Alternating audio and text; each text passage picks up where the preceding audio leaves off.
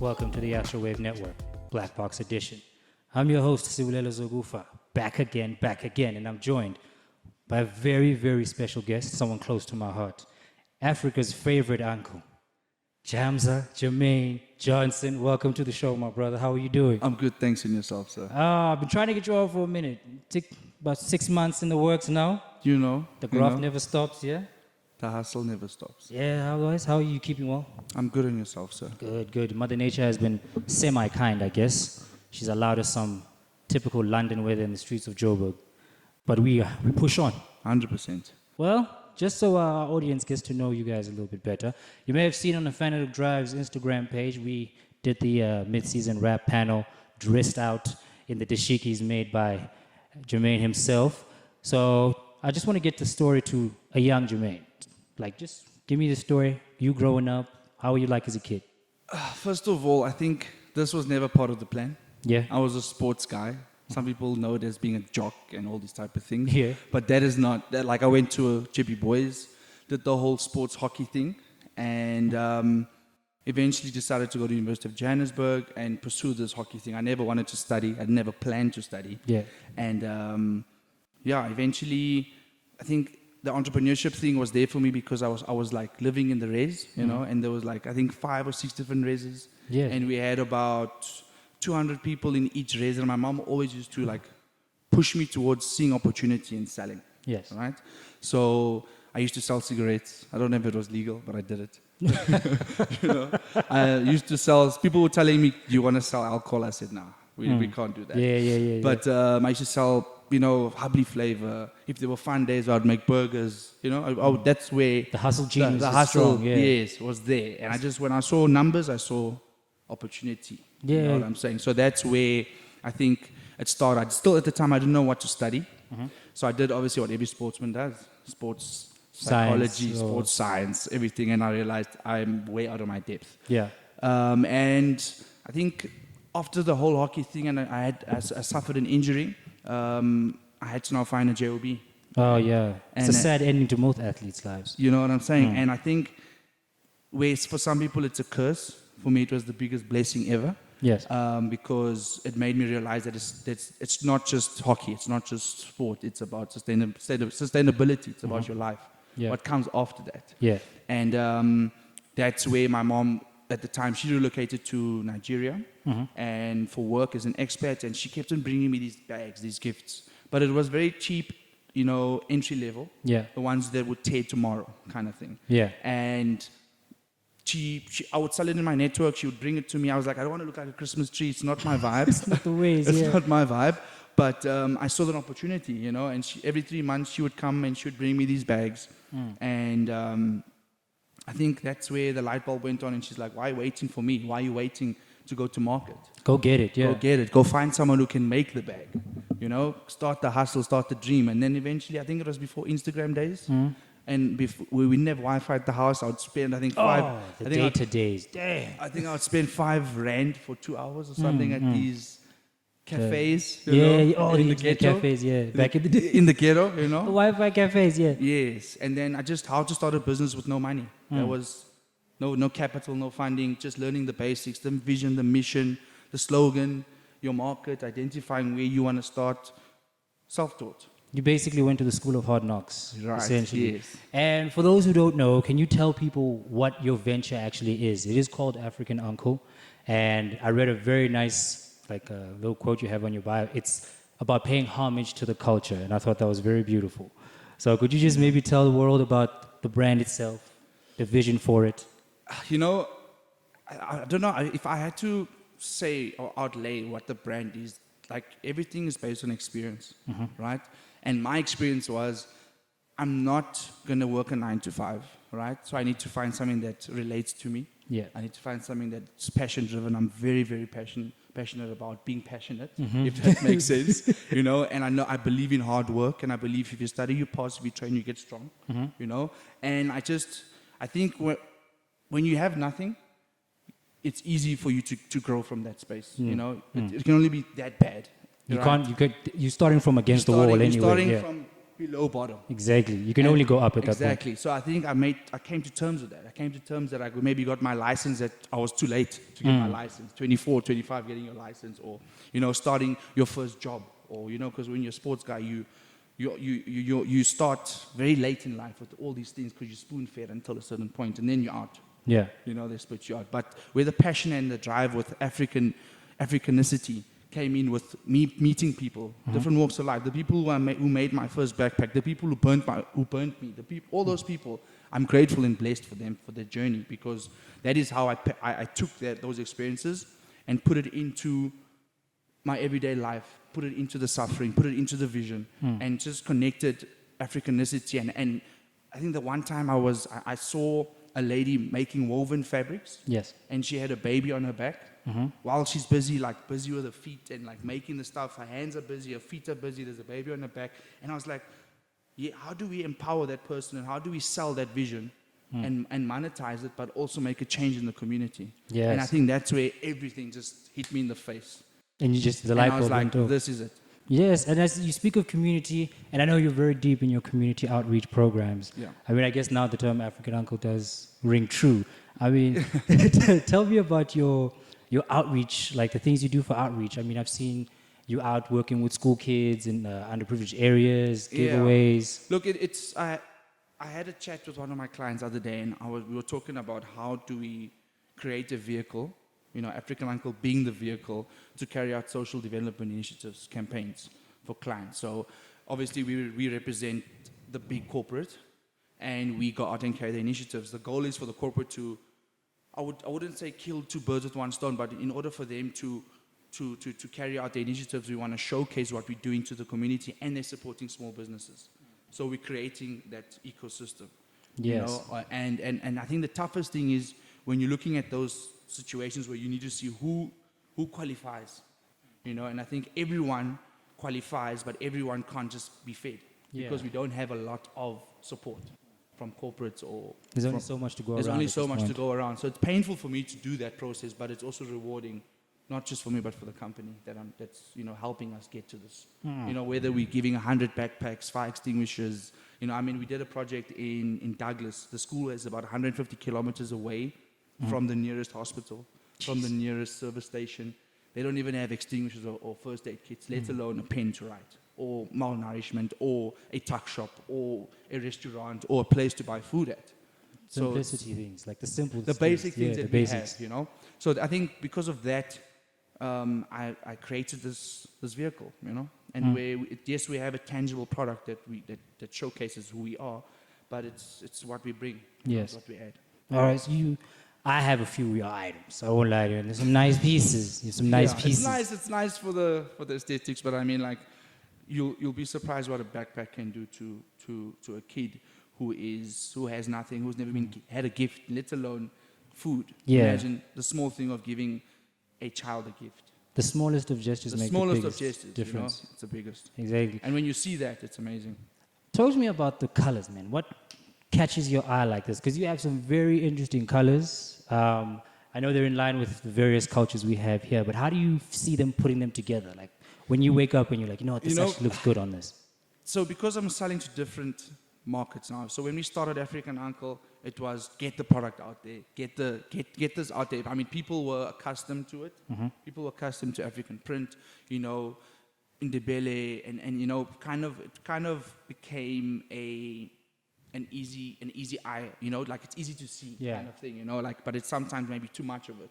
So we had to now change the aesthetics because it becomes commercial. Yes. And with South Africans, we just want to be with the best. Yeah, we have to. And you don't want to be wearing the same thing as this person's wearing. So we had to change that model, and I just created a range of fabrics that I think one of a kind type of thing. So we're always changing. I don't keep stock of fabrics. I'm always changing new ones so that you yourself know that probably 3 of you have this.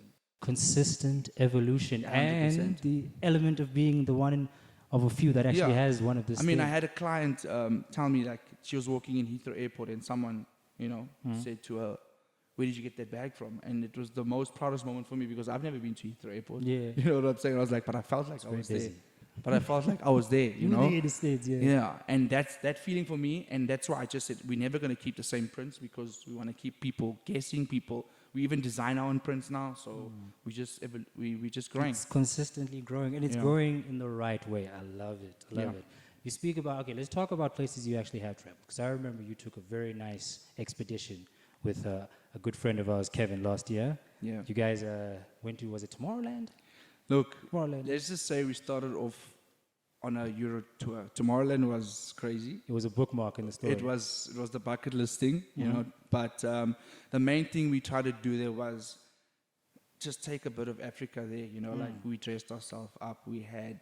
It was like a movie, man. You were, know? you were ambassadors. We were Nice ambassadors of the brand, but also living the brand, you know. That was the main thing for me because it was my first time. Like as I said, when I started African Uncle, a lot of people who traveled, the model was directed for people who are traveling.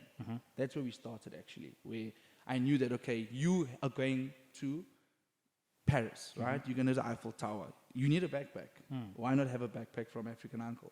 Fair Why not question. take a bit of home with you there?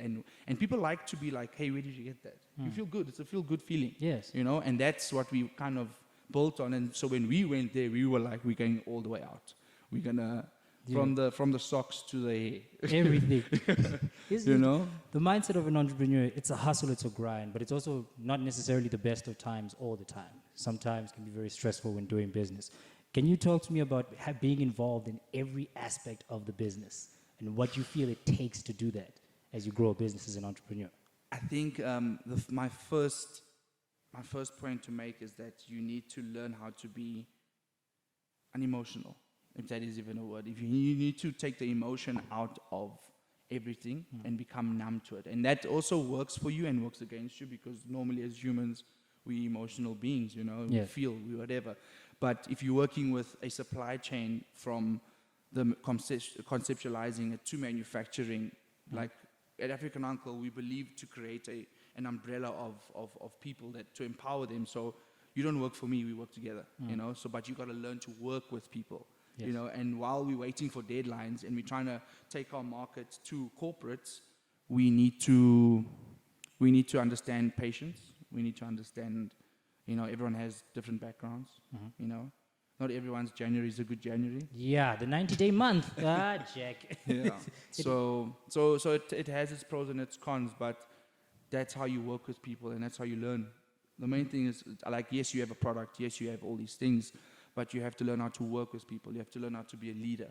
I think that's also what you have to do. Self-work, self-care. That's what's important. You talk about you played hockey at a very high level. Yeah. And do you feel that sort of camaraderie you felt playing sports has helped you be able to work with people from different aspects and different backgrounds in your professional life? Look, it's combinations, you know. You take combinations on the hockey field. You bring those combinations and you put it. Your team is a left mid, a right mid, a center back, center link, whatever you want to call it. And you look at the production line. You got your printer. You got me at striker. You know. You can find a formation. You just have to find your starting 11. You got me at striker. You got your manufacturer. You got your CMTs. You got your graphic designer working at 3 a.m. in the morning. Yes. And then you have to check up on her at 4 a.m. And then you have to present at 6 a.m. You get what I'm saying? So it's combinations, and you have to make sure your combinations are there, and they are fine-tuned and they're oiled. So I don't know if that answers your question, but No, that it does. That is. I don't know. There's no detailed explanation to how a process works because every order is different, and every order has its own implications. Yes. Load shedding, this, that, you know, all these things. But we need to improvise and we need to move forward. Just like most business practices will be unique. Not everyone can do the same thing Yeah. the same way. Yeah. So, okay, I have some hockey questions if you'll enlighten me here. That's like 6 years ago, bro. But Yeah, let's go. I mean, the rules haven't really changed. At least explain the corner to me. Because... Dangerous. Yes, Dangerous. that's why I'm explaining the It's corner. dangerous. It's dangerous and it's stupid. It's madness.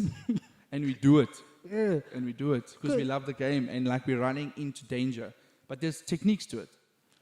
You have to follow a technique. That's how it works. What's the technique of a plastic ball about the size of my fist, maybe my hand too, flying at you at about 80 to 100 k's an hour? Everyone's role, like in any team, everyone has a role. the person who does not do their role and interferes with the other person who's doing his role is how you get hurt.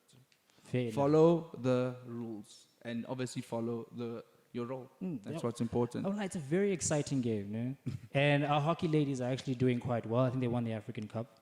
So salute and to they're them. busy with the indoor now. They actually qualified for the So they play. semi-finals. It's a very exciting game. It's just I wish somebody had explained the game to me when I was in high school. Did you play? Hell no. too much running. I wasn't what you call a athlete at school. I was a trier. If they gave out trophies for those, I would have got a bunch. For trying. Perfect. At least you were there. At least I was there. But I've always been fascinated with sports. But the thing is, I'd see the girls in my class would come to school some days with bruises. I'm like, hey, what's going on? Yeah, I know. It's Things was good. Yesterday, now all of a sudden you got bruises. No, hockey ball. Hockey ball. How did it hit? Look, I think at a junior level or before you get to the serious level, injuries are very, very common. But at a senior level, it's not as common because everyone is doing that role right. Everyone's doing But when there is an injury, it is very severe. I can imagine playing on turf with sticks, very, very severe. throwing each other. All right, I want to ask you a question. In 5 years, do you have any things you want to do, countries you want to visit, aspirations you want to push? It's a tough question, Spoo, because if I think about when you start a business and that question gets asked, what is your goals in the next 5 years? And we're there, and you don't even know where your next deal is coming from. Yeah. But you have to think about crazy goals. And a very close friend of mine, Kevin, told me that you got your goals that you reach, and then you have your crazy goals. And it's the crazy goal that you need to set, because you'll be surprised how many goals you've already achieved if you're busy with the right thing, if you're chasing your passion, if you're doing the right thing, if you found your calling, And I think not everyone finds their calling. So for me, I've already achieved things that I set out before, and I realized that they weren't crazy enough. If that answers your question. You had another level to go to. Yeah, he wants to buy a helicopter. You know what I'm saying? That's crazy. But who says it's not achievable? That's he true. wants to go to his meetings in helicopters. I'm So over G6 and he guy, wants but- and he wants me to fly with him. I said nah. I said I want to enjoy my life. You know what I'm saying? Hey, that's But I mean, it's not for everyone. But I mean, back to your question, goal-wise, I think it's just to be the leading corporate gifting company in South Africa. But to be the leading corporate gifting company in South Africa, you got to sell to different markets, demographics, different things. So my goal is to align us, CSI programs, development campaigns. What happens after CSI? How do we create sustainable jobs for people who aren't educated as a brand? And that there is basically the gateway for companies to buy into African Uncle. To say, we're working together here for the end goal, which is unemployment. That's our problem in South Africa. Yes. So that's the goal. And I think with that goal comes all these other small goals, And we could be here forever talking about it. Well, but that is my main goal, is to be the leading corporate gifting company in South Africa. Well, you were damn well on your way. Thank you, sir. So anything I can do to help you out, all you got to do is send a shot, my brother. We're here today, and I'm grateful to be here. You know what I'm saying? Passion, I see it, I read it, I feel it even in the clothes you have. It's a core aspect in your vision, and I love it. I'm here to support it. Where can people find you if they want stuff? I know you did actually a very nice outfit for the homie Cass when you went to DSTV Delicious, that all black ensemble you did for him. Is that something that you do? Look, it's something that if you DM me, we can do it. Yeah. It's not, it's like, when you're a local manufacturer and people come to you these ideas and you see that what they want and you can give it to them, we do it because we just say yes to everything and we figure it out. Well, tell the people at home where they can find you, how they can reach out to you, contact you, and anything like that. Okay, so you can find us on Instagram, African_Uncle_ZA. Our website is under construction, and then obviously Facebook. So yeah, I would give my number out, but it's now getting too much. There's some interesting people out there. There's some interesting characters as well, but that's me. So if you're looking for something bright, vibrant, unique, and at some point will be only called one of a kind, talk to Africa's favorite uncle. This was the Blackbox edition on the Astrowave Network. I've been your host, Sibulela Zagufa, and I will see you when the sun comes back around.